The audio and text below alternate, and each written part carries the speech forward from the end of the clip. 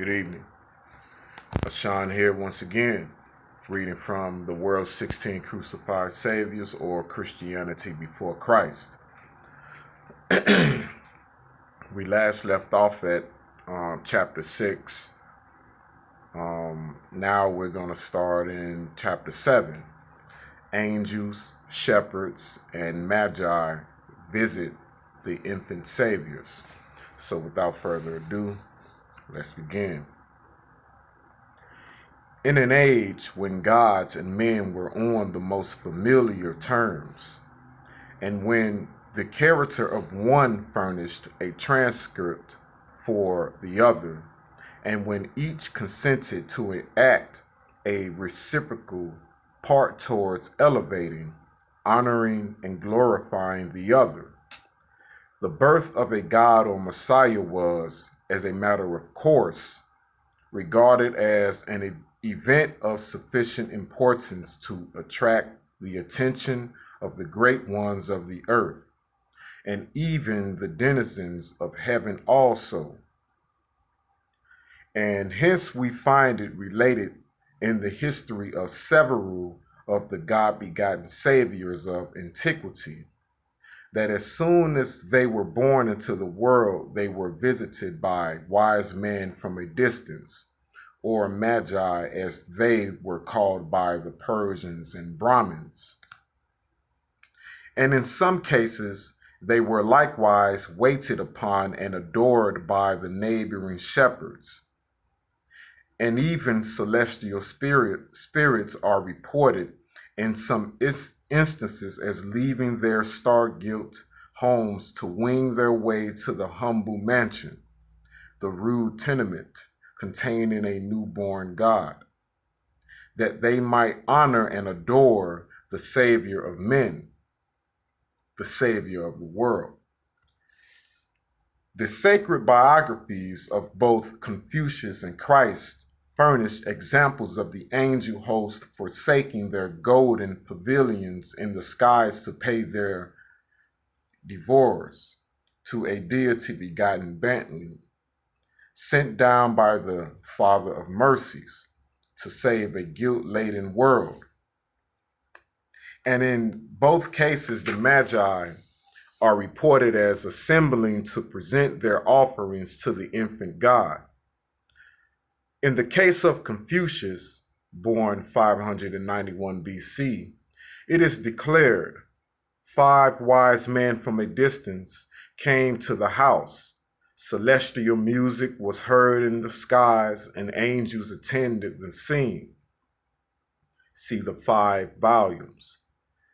Now let us observe how strikingly similar to this ancient legend in each of the several characteristics is the Christian story.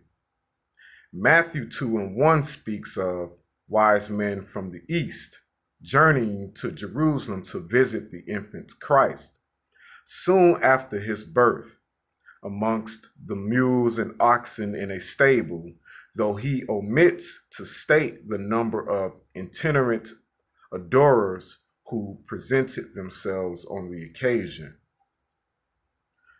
The Persian story is more specific, as it gives the number of Magi who visited the young savior of that country as 5. Luke 2:13 speaks of a multitude of the heavenly host praising God, in gratulation of the birth of the Judean Savior.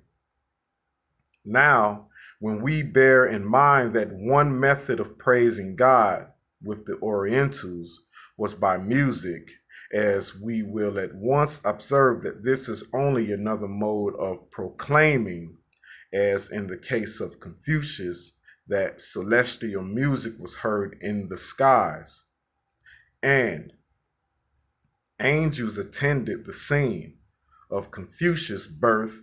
So likewise, Luke 2:15 relates that the angels, after rejoicing with the shepherds on the occasion of the birth of Christ, went away into heaven.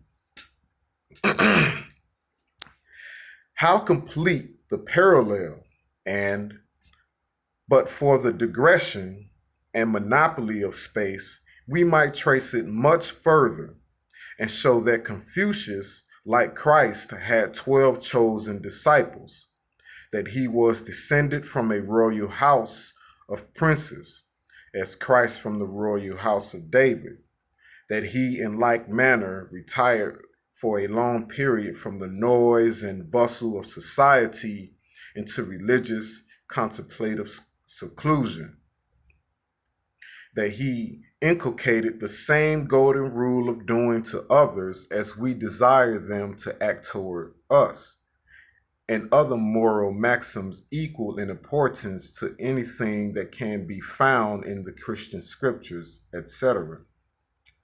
But to the line of history, other saviors at birth, we are told, were visited by both angels and shepherds, also wise men, at least great men.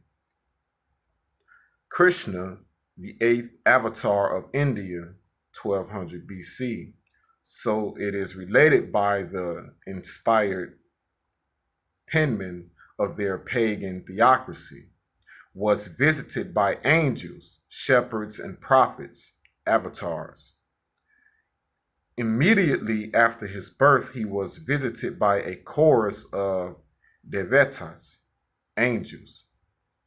That word devatas is spelled Devatas. And surrounded by shepherds, all of whom were impressed with the conviction of his future greatness. We are informed further that gold, frankincense, and myrrh were presented to him as offerings.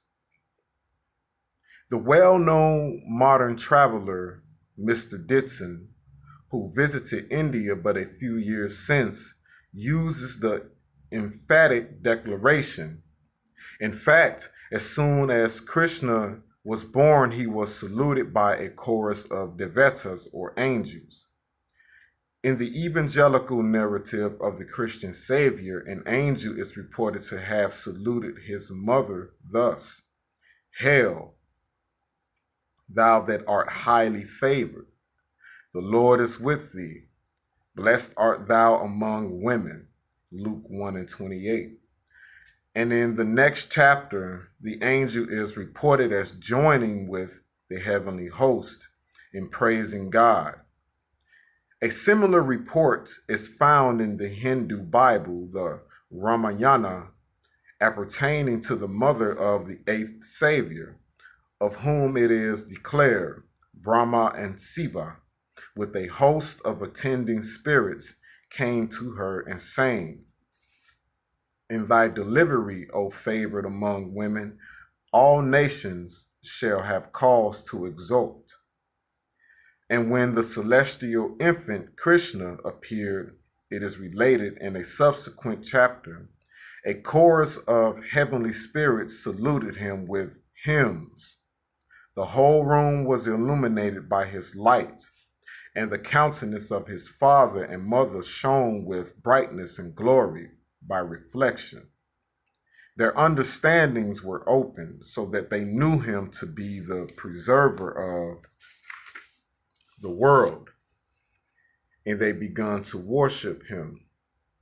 The last text here quoted brings to mind Luke 24:45, which declares, "Then he, Christ, opened his parents' understandings." The 9th avatar of India, Sakya, furnishes to some extent a similar parallel, according to the account of an exploration made in India and published in the New York Correspondent of 1828.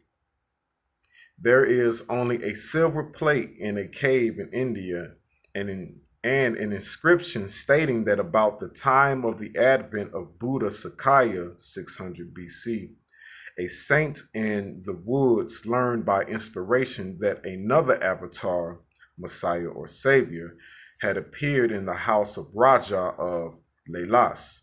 That's Lailas. Learning which, he flew through the air to the place, and when he beheld the newborn Savior, he declared him to be the great avatar. savior, or prophet, and that he was destined to establish a new religion, the New Covenant religion. We next draw on the history of Greece. It is authentically related of Pythagoras 600 BC that his fame having reached Miletus and neighboring cities, men renowned for wisdom, wise men, came to visit him. Progress of Religious Ideas, Volume 1. In the Anacalypsis, we are told that Magi came from the east to offer gifts at Socrates' birth, bringing gold, frankincense, and myrrh. The same kind of offering as that presented to the two divine infants, Krishna and Christ, according to their respective inspired biographies. See Matthew 2 and 4 and the Ramayana. And the legend of Mithra of Persia might also be included in our category of comparisons, if we had space for it. All the four saviors last named, if Socrates may be called such, are reported as having been honored and enriched with aromatic offerings at their respective births.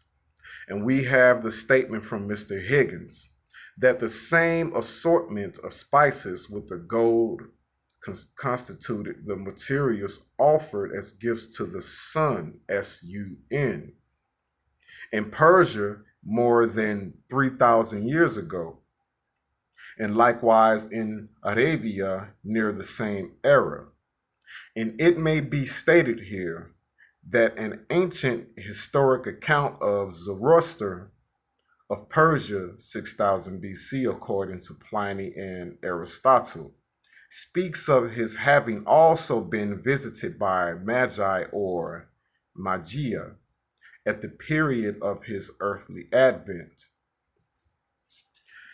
And it is perhaps well to note in this place that Magi is the term used in the apocryphal Gospels to designate the wise men who visited Christ at birth, and that Magi, magic, and magician are but variations of the same word, at least derivations from the same root, all suggesting a wisdom correlated to the gods. Osiris, an incarnate deity of Egypt, we may cite as another case of an infantile god receiving signal honors and eclats at birth, as he was visited while yet in the cradle by a host of admiring adorers. People flocked from all parts of the world to behold the heaven-born infant. Such a worldwide fame must have had the effect to attract, with the numerous crowd who thronged to see and worship him, no small number of wise men.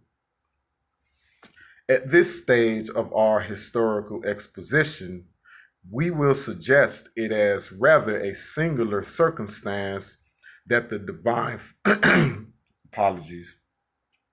that the divine Father in his infinite wisdom should have chosen to reveal the intelligence of the birth of his son Jesus Christ to a set of nomadic heathen idolaters hundreds of miles distant, though known as wise men because of their skill in astrology, before he made it known to his own chosen people, the Jews,